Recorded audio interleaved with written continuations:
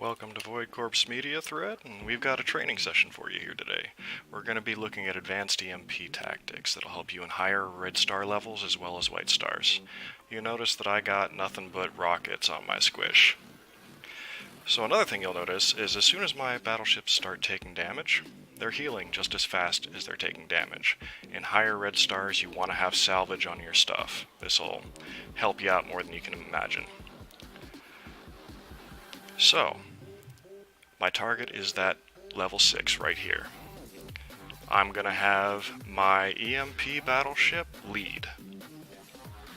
It's going to be followed directly behind by my other battleships. You'll notice that I already have my transports with rockets in position.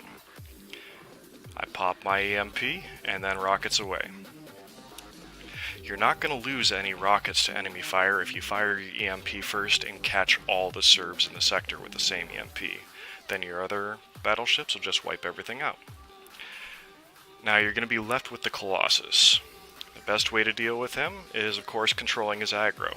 You're going to want to swap out aggro to reset his laser ramp. And it's pretty straightforward. It's not hard to do once you get used to it. And once you get really comfortable, you can send in your squish early even when the Serbs are still on the planet. So next we're going to talk about cooperation. I'm going to start moving down to help my buddies, but I'm already out of EMPs. One of my buddies has a fresh EMP. So what I'm going to do for him is get all the Serbs grouped up in one part of the sector. Then he'll run through and he'll pop his EMP and I'll come in and clean house. You have to make sure that you communicate with your team members if you're trying things like this, because if I was to get distracted and do something else and leave his battleship there, not only would he lose his battleship, but we would have interceptors loose in our backyard. We can't have this happen. That's the best way to lose squish.